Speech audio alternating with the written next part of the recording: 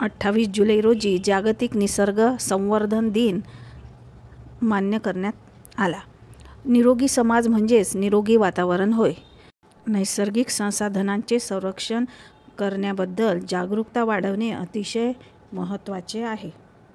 हवा, सूर्यप्रकाश, माती, खनिजे, इंधन आणि पाणी यांचा समावेश होतो.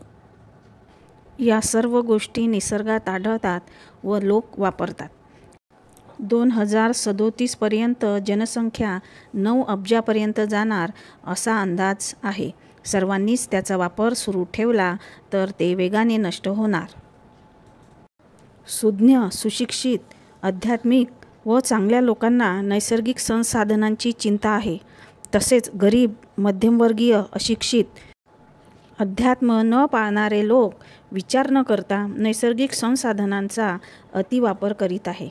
खालील काही मुद्दे सर्वांनीच लक्षात घेण्याची गरज आहे. नंबर 1. घरात व समाजात संसाधन जतन करणे विचारात घ्या. नंबर 2.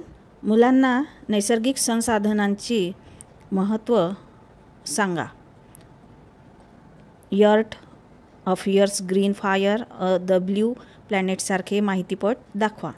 प्रसिद्ध निसर्ग संबंधित वाचा, जसे की David Attenborough, Jane Goodall, John Muir, Theodore Roosevelt, राहेल कार्सन यांच्या प्रसिद्ध निसर्ग संबंधित लेखन वाचा.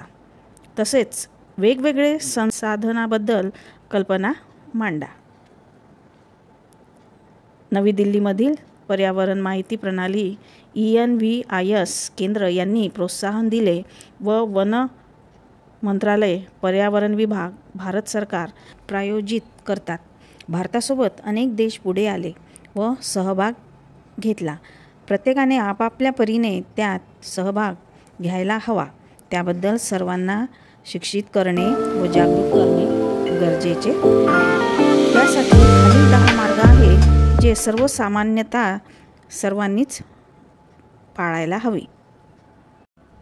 मातीची धूप कमी करण्यासाठी जास्तीत जास्त झाडे लावायला हवी. रिड्यूस, रियूज आणि रिसायकल अशा प्रणालीचा वापर व्हावा. सार्वजनिक वाहन वापरणे आवश्यक आहे. इलेक्ट्रिकचा वापर कमी करणे गरजेचे आहे.